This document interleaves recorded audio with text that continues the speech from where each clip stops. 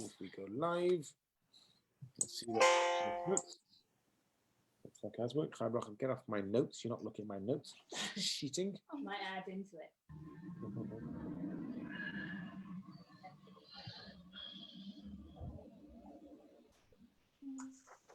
Radio. Okay, 9th to 10th. So we are live. Meetings now streamed live on Facebook. Okie dokie. David's in our library today. In the library today. In the library today. Yeah. Thought I looked a little more intelligent in here. Yeah, it's I don't think it's working though too well, is it? Oh, it's working. Don't worry. It's working. Right, yes. Okay. So today we will be going the 10th century from 900 through to 1000. And we're coming towards the end of an era. We're about to finish off, well, not finish off, but Jewry within Babylon. The times of the Gaonim is coming towards its end. The main Gaon we're dealing with at the moment is Rav Saadia Gaon. There is still another, it goes along until the year 1040, when you've got the father and son Shrira and Hai Gaon. That's where it ends. But at the moment we are with Rav Saadia Gaon, who is in the yeshiva of Surah, and he comes up with a number of other bits and pieces and his impact on Europe. So we're going to see the main transition, and a lot of what we're going to be doing today is that of the Sephardi Jewry. Ashkenazi Jewry also starts to get a bit of an increase during this time, but we will mainly concentrate on them next week when we go into our 11th century and we have the father of Ashkenazi Jewry, Rabbi Gershon Meor HaGaola. You will all have had an impact from his life, because it's because of him that all of you are stuck with only having one wife. He was the one that made the edict banning multiple wives. And until that time, it was perfectly permitted to have more than one wife. And as I said, he's a father of Ashkenazi Jewry, and therefore the Sephardim, especially those in the Middle East, never accepted his decree. It was never put in with them. And up until 1948, when Israel was established, the Sephardic community regularly, you would have multiple wives. Israel, when they set up their law system, they decided, you know what, they were going to keep in sync with the rest of the Western world and stopped it. But that's all for next week. Ashkenaz and Sephard, just as a little bit of a word, because we do mention them, are but two names given to loads of people. When we say Sephard, we do a disservice when we think of everybody who's not Ashkenaz, and that's not really the case. With Sephard literally means Spain. We have the word Sephard within the Torah, within Nevi'im. It speaks about going along to the cities of Sephard, although that might have been a Phoenician city, but Sephard literally means Spain, which is where we are a lot going to be concentrating today, but it's given as a name, unfortunately, to everyone else, whether the Yemenites, the Taymanim, the Spanish, the Spanish and Portuguese are one, but all the others, the Moroccans, very, very different. So much so, I mean, if we think of a major aspect of Sephard, i.e. Kitniot, well, many Moroccans will not eat Kitniot and Pesach. So we do them a disservice. And again, with Ashkenaz, Ashkenaz means Germany, but we do a disservice to think of everybody else as being Ashkenazi. And the Nusach Ari Siddur that I use, the Hasidic Siddur, is far closer to the Sephardi Siddur. And many of our halachas will be more close to the Mechaber than of the Ramah. So Ashkenaz, again, by saying Ashkenaz and Sephard, it's, say infantile is wrong, but it does a disservice to the split, but sometimes it's easier for us to understand that there's these two major groups. So a little bit of background as well as where Spain is at the moment. During this time, in this century, the Christians begin their reconquest of Spain. Of course, as we learned 2 weeks ago, the Muslims came over in the beginning of the 8th century, and they have had total authority within Spain. But in the 10th century, in about 925, the Christians start coming back down from the north, and we have Spain is split into two. In the north, you've got Christian Spain. In the south, you've got Muslim Spain. And the Jews were mainly living in the south under the Muslim authorities. It's quite ironic that Jews have suffered more under Christianity, the religion of love, than we did under the sword of Muhammad.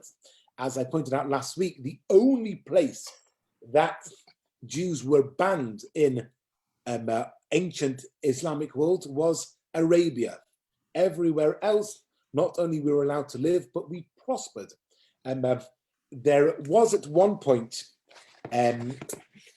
for the Jews in the rest of the world under Christian Europe, whereby, to make sure I get the correct wording, under the Augustine's dispensation. So Augustine had a dispensation stating that because we had committed deicide, our punishment was that would be, there was the destruction of the temple, the banning from Jerusalem, and the scattering around the world, which was to be a penance worse than death.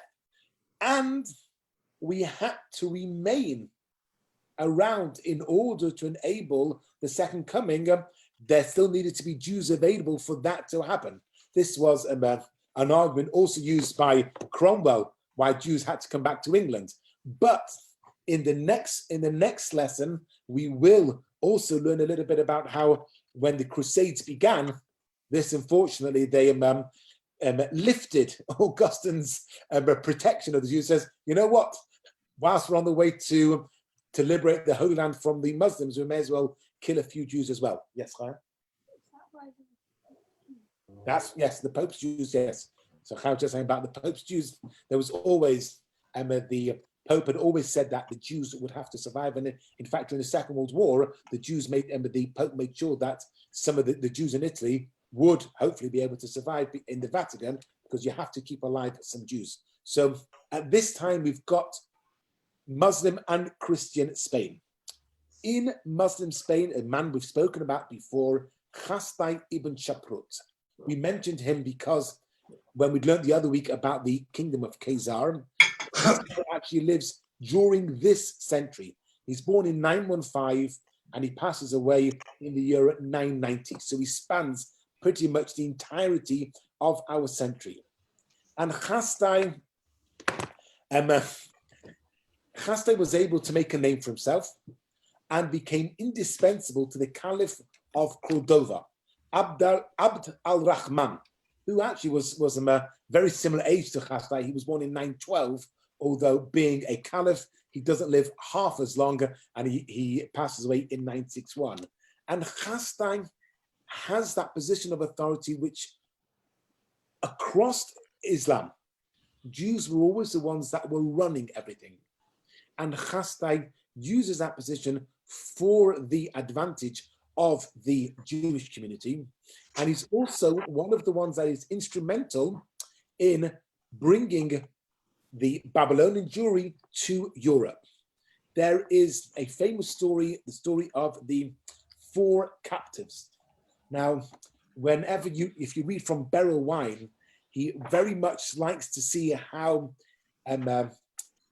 whenever you think history is going to spell a disaster for Jews, if it would follow normally, along comes the Almighty and fixes something. And we spoke about it 3 weeks ago, when under normal circumstances, the continuation of Christianity and had the Byzantine Empire survived and grown stronger, then all of Jews who were in the 7th and 8th century were under Christianity would have terribly suffered. Along comes Islam. And as we said, then it's very logical to say that, in fact, the rise of Islam saved Jewry. We've got the same thing here now. When Judaism is failing, well, it's coming towards its end, not failing, but Judaism is coming towards its end in Babylon, you have 4 scholars who are on a boat. These 4 scholars get taken captive, and piracy was a terrible issue that time. Next, in 2 weeks' time, when we will have Rabbi Yehuda Halevi and his journey, Rabbi Yehuda Halevi writes a famous poem when he says, "My heart is in the east, but I am in the west." He was speaking about, obviously, he was stuck in Spain, his heart was in the east, that was in Israel. and he speaks a lot. He was unashamedly a Zionist. The reason why he takes such a long time to go, and his poems that he writes about the internal struggles, because the dangers of the journey. He finally does make it there, and we'll see. Unfortunately, he doesn't come to a very good end when he finally does get to Israel. But piracy was terrible, and you have here 4 rabbis that are off on a journey. Now, the story is shrouded within legend, within mystery, exactly how it happened. But it would seem that he went most probably in order to raise funds. We think of the Meshulach coming from Israel now in order to raise funds for the yeshiva, the Kollel. That's not something new. That was happening in the 9th, 10th, and 11th centuries as well. And in fact, in our century, they were having to send along higher authorities, because if the usual money collector went, A, they weren't able to raise as much money because, well, they're not that important, but B, because the type of people that were prepared to go were not exactly the most stable ones. And so therefore, not all of the money was making its way back. So they had to send the Rosh Yeshivas along, and sometimes the Gaonim themselves.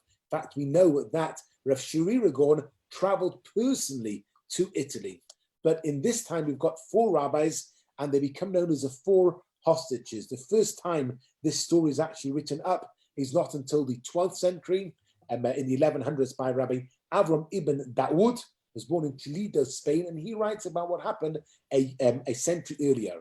And he says that there was a privateer from Cordova who specifically goes to find undefended ships at sea, and he finds one that had come along from a place called Bari, which either Italy or Sicily, we're not exactly too sure. They were obviously going, hopping along the Jewish communities in Europe.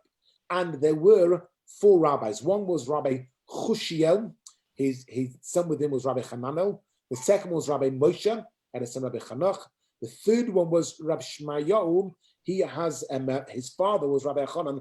He didn't yet have any famous sons. We don't know who the 4th one was. But these 4 scholars were sold into captivity and bought by the Jewish community.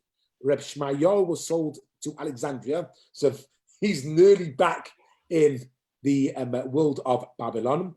Then you've got Rabbi Chushiel into North Africa. He then ends up in Karan in Morocco, and he's the one that writes the letter which we read the other week that to Rav Shuri Ragon, asking where did Judaism come from. And the 4th one, we've got Rabbi Moshe and his son Rabbi Chanoch comes to Cordova. This happens in around the year 960. And when Rabbi Moshe comes to Cordova, he really is, he's a rabbinic authority there. His son Rabbi Chanoch teach Shmuel ibn Nagria, sometimes known as Shmuel HaNagid. Shmuel HaNagid is a very famous personality because he follows along in the footsteps of being the advisor to the Muslim authorities. Unfortunately, I mean, he also, he's the leader of the armies. He builds an entire community, not just spiritually, but physically as well. Unfortunately, in the year 1066, which for us Brits, that date shall ring a bell, but in 1066, there was actually a bit of a massacre, not a bit of a massacre, a large massacre of the Jews in Cordova, and Shmuel HaNagid has to leave. But we have these personalities came to Europe, came to Spain from Babylon, and they start to set up a whole system there. And Chasdai ibn Shaprut is the leader. He is the financial leader of the community, but he also encourages education.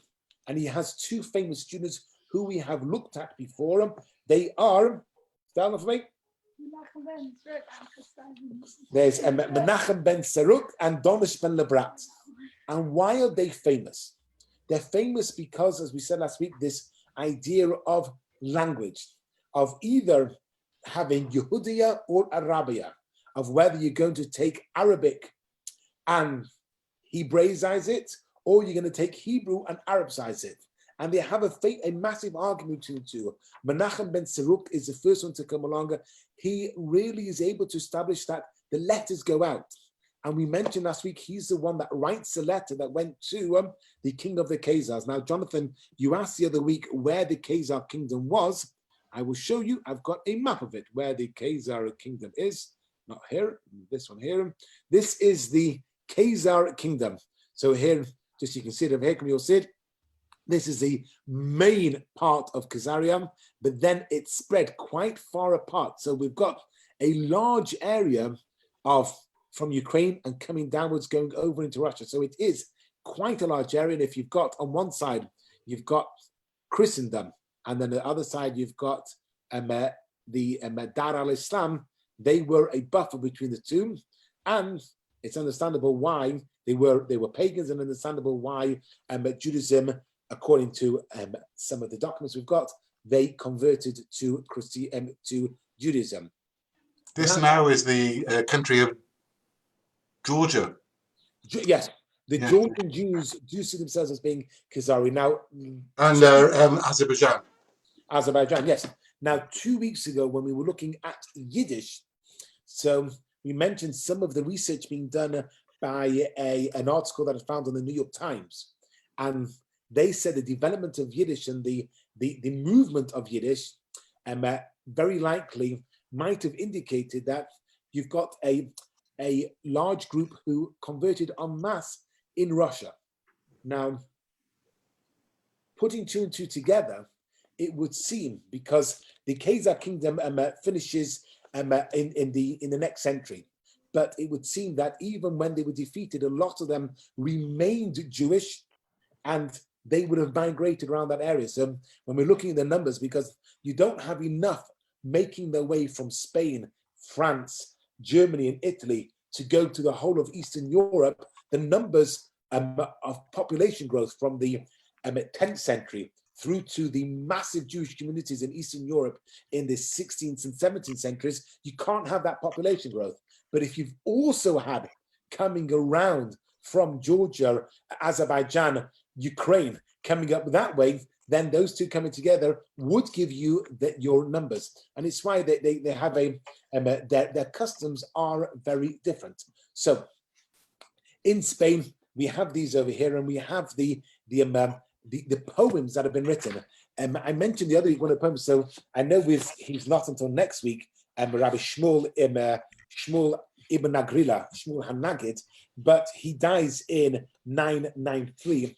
And some of the poems that he writes over here are absolutely beautiful, but they're not always Jewish. When we think of the poem writers of those times, we think of the piyutim, the poems that they wrote that we use in our davening. And that was how the argument between Menachem ben Seruk and Donish ben Labrat played out. Who's going to use our Hebrew? Which of our Hebrew was going to be used? Which of our poems? And we know many of them. Doror Yikra is one of the poems written at that time. It's written by Donish ben Labrat. And he won the first round of arguments. His poems were used by the people in their homes. But we have it later on with Shmuel HaNagid. Now, interestingly enough, the first argument between the Jews and the Muslims took place where? Obviously in Mecca. But what was the battlefield? The battlefield was their equivalent of Speaker's Corner. And it was done with poems. And a lot of it was done by women. Never, as any of you who have married into a Sephardi community will know very well, never argue with a Sephardi woman. They are a force to be reckoned with.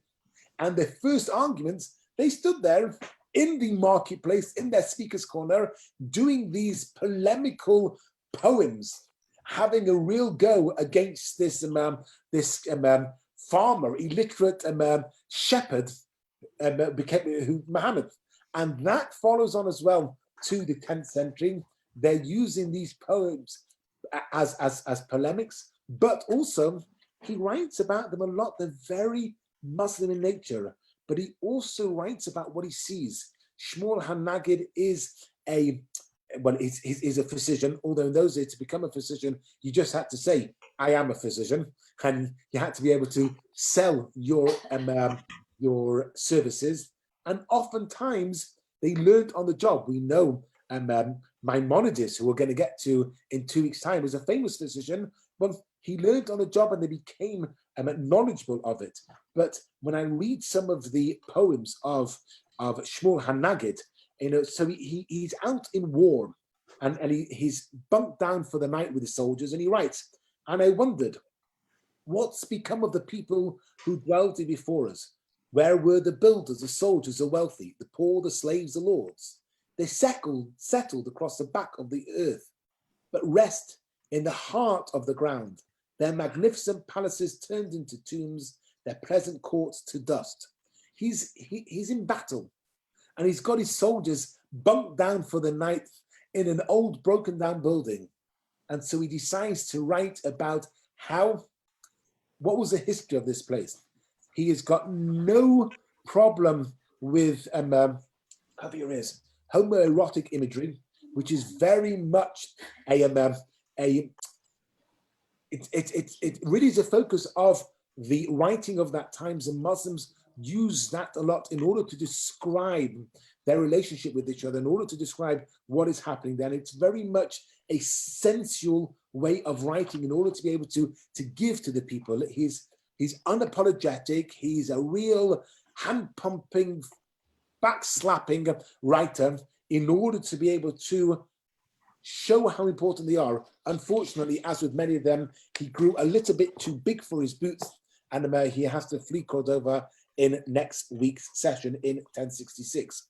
But that's what's happening in Spain, and they are only going to have peace and quiet until the beginning of the next century, but they survive there.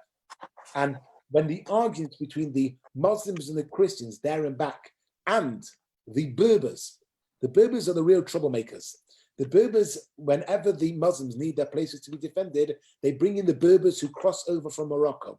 Unfortunately, they never paid the Berbers. And so every so often the Berbers says, well, this is enough of this. If they bring us here to defend us and you're not paying us, well, we will turn around. And they oftentimes destroyed the communities and rebuilt their own. And the Jews were having to bounce there and back and try to save themselves. And the other problem is whenever a new group came along, they also brought with them a more radical and more tyrannical aspect of Islam.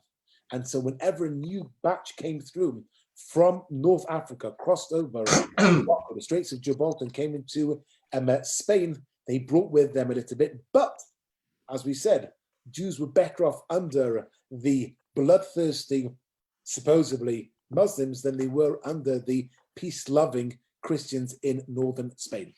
Let's jump a little bit back to Babylon now, to our Gaon, who I mentioned we're going to speak about, Rav Sherira Gaon, Rav Sherira and Rav Saadia Gaon. So if we look at Saadia for the moment, Saadia was born in Egypt in a place called Fayum in 882. He is unapologetic and he is a defender of the faith. At this point, the Karaites are at the apex of their power, and Rav Saadia very much has to protect them, has to protect what he sees as authentic Judaism. And a lot of it is about protecting the traditions. If we say the word tradition, we think about Fiddler on the Roof. But Saadia Gaon writes about the importance of minhag. And he writes that having minhag as part of a community protects and guarantees against mistakes. And he says, without it, the whole basis of society would fall away.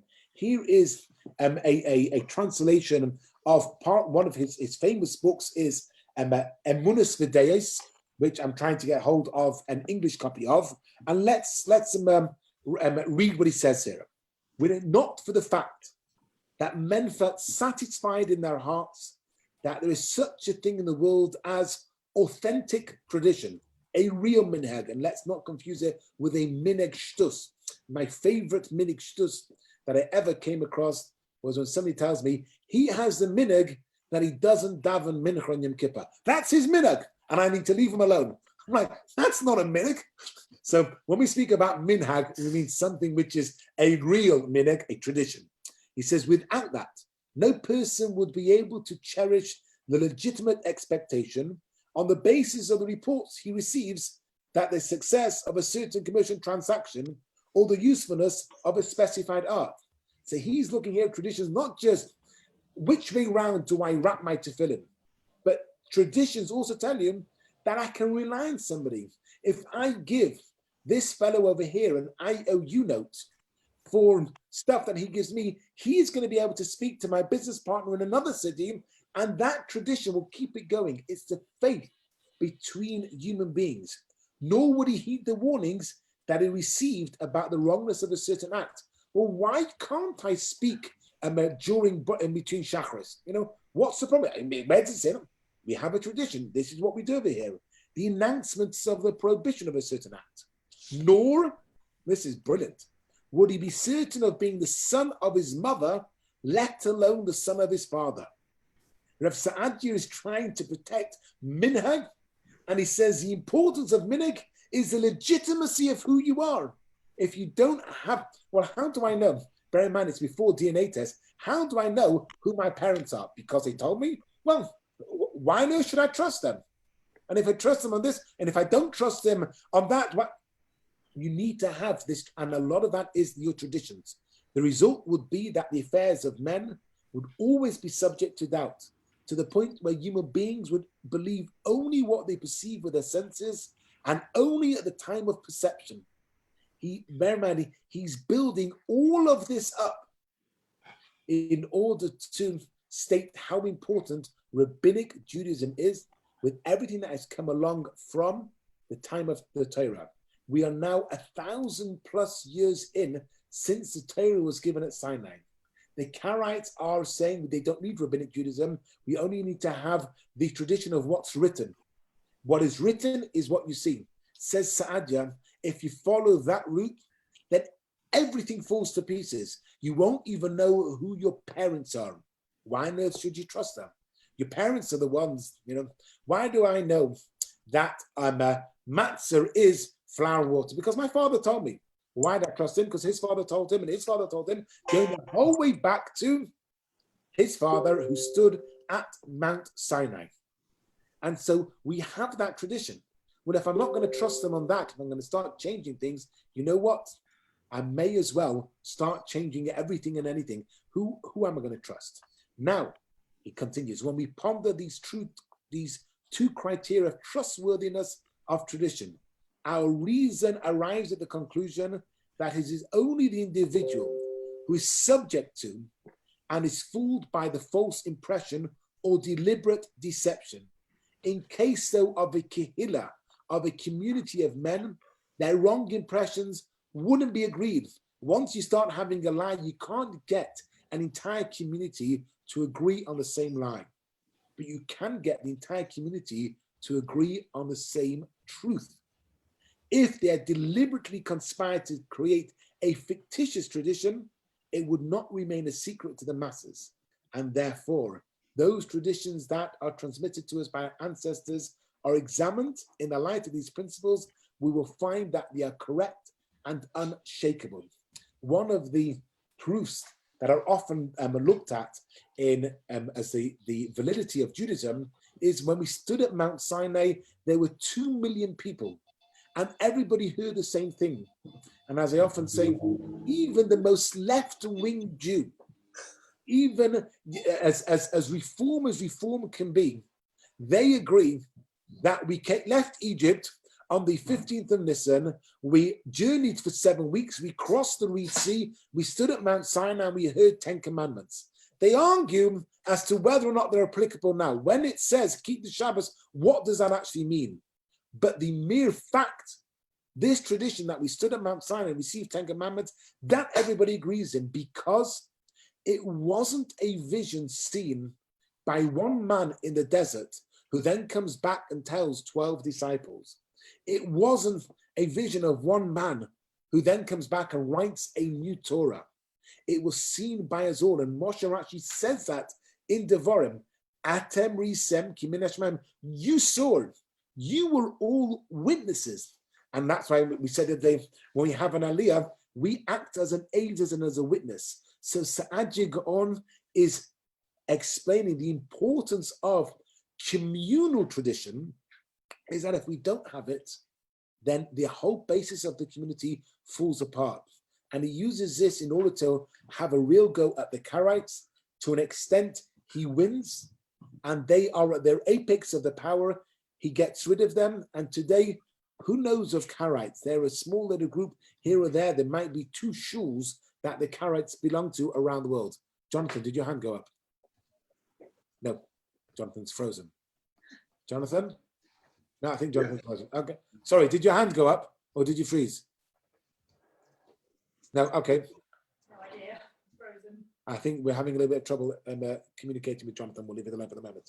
So when we have Rav Sa'adya Gaon, he says everything that we have, Judaism is total tradition. That's what Judaism is. It is tradition that's been handed down. And he tells why did it need to be written down? So he explains about the writing of the Mishnah, which we learned 10 weeks ago with Rabbi Yehuda Hanassi redacting and putting together the Mishnah. Until that time, it wasn't allowed to be written down. And then Rabbi Yehuda Hanassi writes it down. And as we learned last week, when they wrote it down, there's some things that weren't. One of them was the Siddur. That's what we learned last week. Rav Amram Gaon is the first one to actually write down the Siddur. But the other argument that Rav Sa'adya Gaon has is with the Reish Galusa, with the head of the community, the exile ark, name of Ben Zakkai. Unfortunately, this really, really bruises Sa'adya Gaon. He steps down from power. He goes into a little bit of hibernation. He doesn't have much to do with it.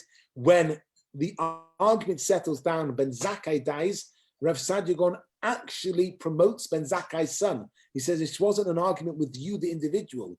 It was about what was happening, and therefore, if your son is okay to take the spot, he agrees to have the authorities, Reish Galusa.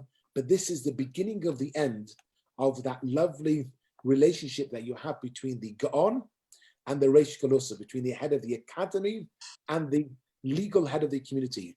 It's why Babylonian Jewry only lasts for another generation or 2 until they start to move away.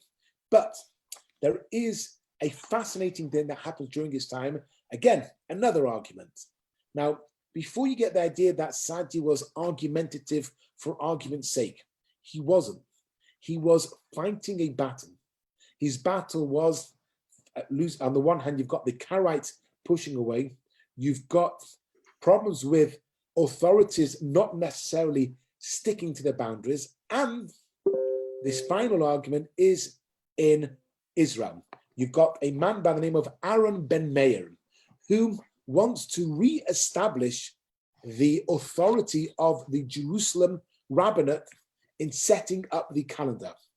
Up until the middle of the 4th century, the calendar was done each month. Every month, a witness would come along. Sorry, in the times of the Beis Hamikdash, a witness would come along. Then they were having to calculate it month by month. And in the year 359, Hillel II establishes a calendar, a 19-year calendar, so that everything works properly. The relationship with the seasons and the Yom Tovim will all be on the correct date. We were learning in Daf Yomi the other day, if Yom Kippur is on a Motzoi Shabbos, then what would you do with Havdalah? If Yom Kippur is on a Friday, you will never have that nowadays. Yom Kippur can never be on a Friday or on a Sunday. There are various, but Hillel sets all of that up. And in the year 359, nearly 600 years later, in the 922, you've got Rabbi Aaron Ben Meir. He is leader of the scholars in Israel, and he says enough that the Babylonians have this monopoly. They were using Hillel's calendar, but were still the authorities. Everybody, you had this calendar, but they were the ones that told everybody how it worked. He wanted it to go back to Israel, and he wanted the Israeli rabbinate to be in charge. And he sets up a calendar, and on that year, the first day of Pesach in the year, the calendar, well, it was the Julian calendar 922. So in our calendar, the year 4682. So we are now in the year 5780. So 1100, just under 1100 years ago, he said that Pesach was going to be on a Sunday. According to the Babylonians, the Gaonim in Babylon, Pesach was going to begin on Tuesday. And the argument was not resolved. That year, the Israelis began Pesach on Motzei Shabbos. Everywhere else, the Jews began Pesach on Monday night. They had a difference of 2 days between the Pesach. Nowadays, everybody's got a big enough problem when you've got 2 days Yom Tov in Israel and only 1 day Yom Tov out of Israel. The impact that's having, to the way around. 1 day Yom Tov in Israel, 2 days Yom Tov outside of Israel. That has an impact on us at the moment. This week in Shul, this week the Seder is Chukas and Bolok. In Israel, they've only got Bolok. Why? Because Shavuos, the second day Shavuos was Shabbos. So whilst we weren't moving forward, Israel was moving forward. And they did the next Seder whilst we didn't. And we catch up with them this week, although we shouldn't really use the term catching up, because the order of the laning was established in the diaspora, and it works for diaspora. Sometimes Israel goes out of sync with us and they run ahead, and that's why they will sometimes split a Sedra. There's an argument where the Chukas and Bolok is one Sedra that is sometimes split, or 2 Sedras that are put together. According to the view that it's one that's sometimes split, what Israel did last week was they divided the Seder into 2 so that they could slow down, so that we would be back in sync with them. And a serious question that was actually asked yesterday with the Dayanim is, when we go to Shul, do we need to, so for those shuls that will be opening up on this Shabbos, the last time we were in Shul was Sedra Kisisa, so that means you got Vayakar Pekudei, the entire book of Vayikra, and 3/4 of the book of Bamidbar. Do you need to lane them all in order to catch up? And Sedain Bingstock said, if you're the sort of shul where no one speaks ever during the whole of laning, and you think you can keep them quiet from Vayachal Pekudei onwards, go for it. We won't be doing that in St. John's Wood. I mean, imagine if you would have to lane all of that. I did tell Jeffrey at a meeting yesterday, and I managed to keep a straight face for about 3 seconds when I told him that we were going to have to do all the catch-up, but no, we don't have to do that. But we have, there is a slight division and who eats kitniot, who doesn't eat kitniot. Is it time that, well, I'm Israeli, I'm only going to keep 1 day Yom Tov even when I'm on holiday here, or I own a property? That division is difficult enough. Imagine if they had a totally separate calendar. Arab Bemer says it was always done in Israel. Saadia Gaon destroys his arguments. By the end of Pesach, he reestablishes one calendar, and according to many, you can credit him for saving Israel Judaism to be one religion and not to split up.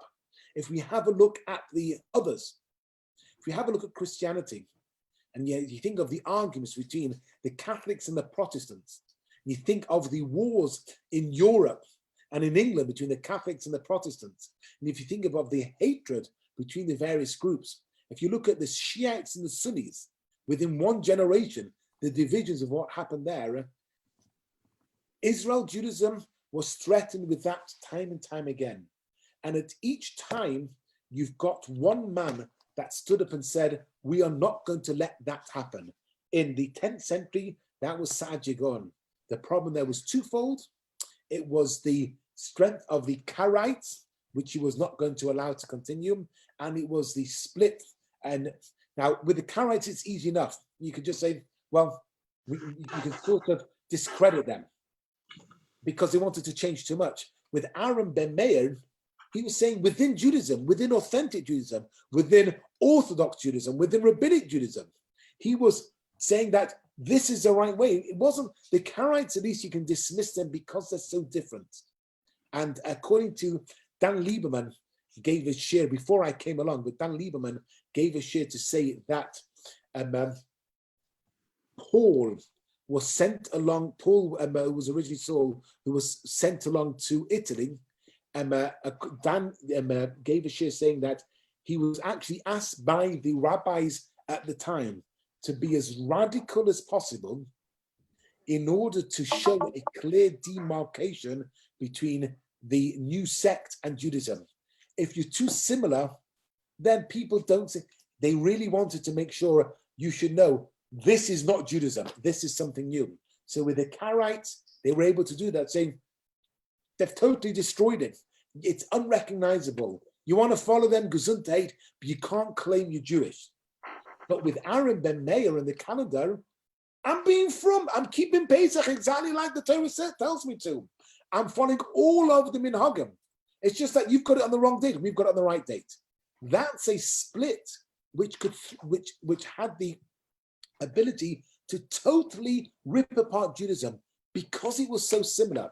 If it's different, you're able to say that's them, this is us. When it's the same, it's so much harder. How did the calendar prevail over the Babylonian calendar? Sorry? How did they get the Israeli calendar to prevail over the Babylonian He calendar? didn't. No, he lost. The Babylonian calendar won. How did they do that? He basically, Rev Sadia, with a mathematical calculation, proved that Aaron Ben Meir was wrong. He didn't attack the man. He attacked his workings, his calculation, and proved that, sorry, you've not done it. And his literary style also, because he was able to present his argument properly, that's what won the day. How did Ben Meir react?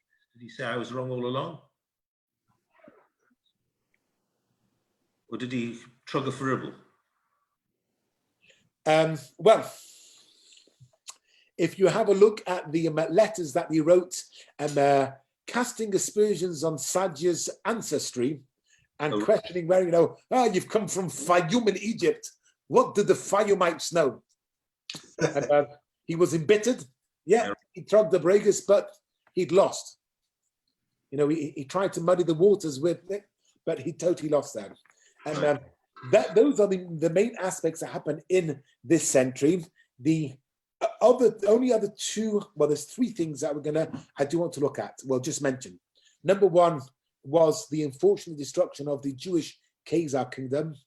Just imagine for a moment, had they been able to survive the Slavs coming in, and had you had a kingdom which lasted not just for a century, but for centuries, that you'd have over there a kingdom with a Jewish king. They lasted for just over 100 years. Imagine if that would have survived. If you want to get an idea of what that might have looked like, read that there's a book by Yehuda Avner called The Ambassador. It's a novel. Can I just say one thing to you? Yes? My son-in-law's great uncle. I'll say something else to you. I was given the honor once he came to speak in Manchester. I was his introducer. I had to give the speech before him from the rabbinic and speak from the rabbinical perspective. At the end of the talk, he came to me. He said, "Why did he invite me? You could have given the keynote." That's very nice. That's lovely. So I only ever heard him speak, but he wrote. He writes. He was an ambassador, and he writes the presidents. But he also has a book called The Ambassador. It's a fictional novel, and it's based on the fact that Israel is a country and a state already in the 1930s, and it's the Israeli ambassador to Nazi Germany, and the discussions is, and if you think of what could have been achieved, so you're writing it then from that perspective. Imagine if we wouldn't have just had a state of Israel, but you have an entire kingdom that had been around for centuries with a king and they were a warrior kingdom. They were a total. Just imagine what would have been able to achieve then. Did I freeze just then? My internet? Yeah. Yes, I'm back now. Then. So that it happens towards the end of this century. The other one is that I believe it's the first time ever we have Jews being forced to wear a Jewish star. Where and by whom was this done? No. Who was the first one that forced Jews to wear a yellow star? It was the Muslims. No, I can't say. I only told her on Shabbos. It was the Muslims in Israel in the 10th century forced the Jews. By the way, there is a terrible one happening at the moment. So there is a campaign being done to saying every journey matters, to allow people on public transport to have the right to not wear a mask when they're traveling at the moment. Their poster is a Magen David, a yellow star of the. What they were thinking about, I don't know, and it basically says, I do not have to wear, I'm exempt from wearing a mask. Basically sort of a Jewish conspiracy. Why they pick, I think people are working so, but anyway, it was the Muslims that first did it. Later on, this does come, of course, to Europe. And as we'll see with the development of the Italian ghettos, which were done originally by Jews for Jews. When we speak of a ghetto, we think a lot of Second World War, but the original ghettos were done by Jews for Jews. The Christians take great pride in them and they start to shove the Jews in, but as happened in many places. Italy, Rome is one of them. The area that they were given was the slums, and they raised it up. And if you think of the Jewish communities there, when I was in Kiev, you had the same thing. This was a ghetto. The only land that they were given was the slums by the river. They built it up. And when I was there in 1999, the main thoroughfare through Kiev was the Jewish street. And it's then, then the city grew, especially having the river going by, wasn't seen as a place of black plague, of death, of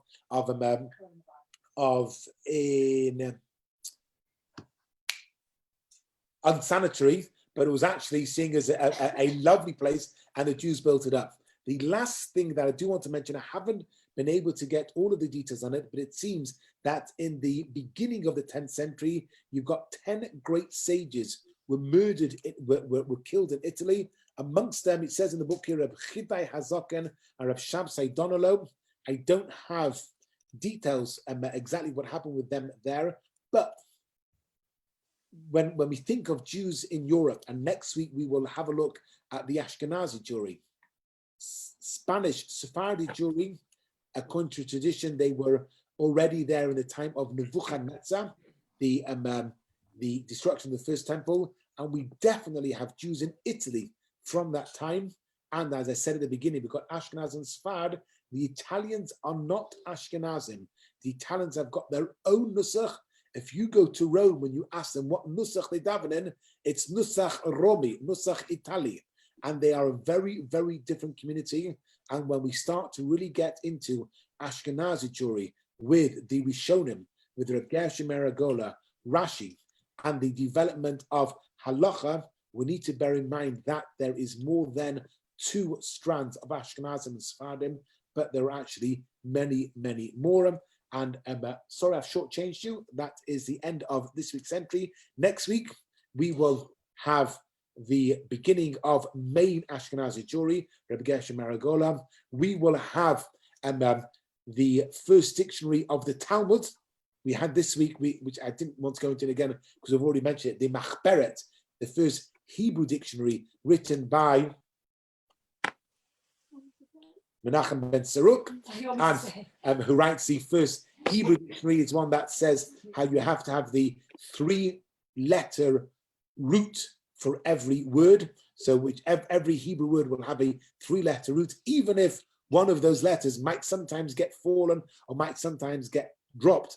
Vayomer, for example, the 3-letter root is Aleph Mem Resh Omar. Everything else is superfluous around it. And so that is done in this century. Next century, we're going to have the Aruch. We're going to have the dictionary for the Talmud, which puts it together in the beginning of codifying halacha to what we know of it as today. Thank you. You're very, very welcome. Thank you. Shkura. Yes. I understand it was Yom Tov yesterday in Israel.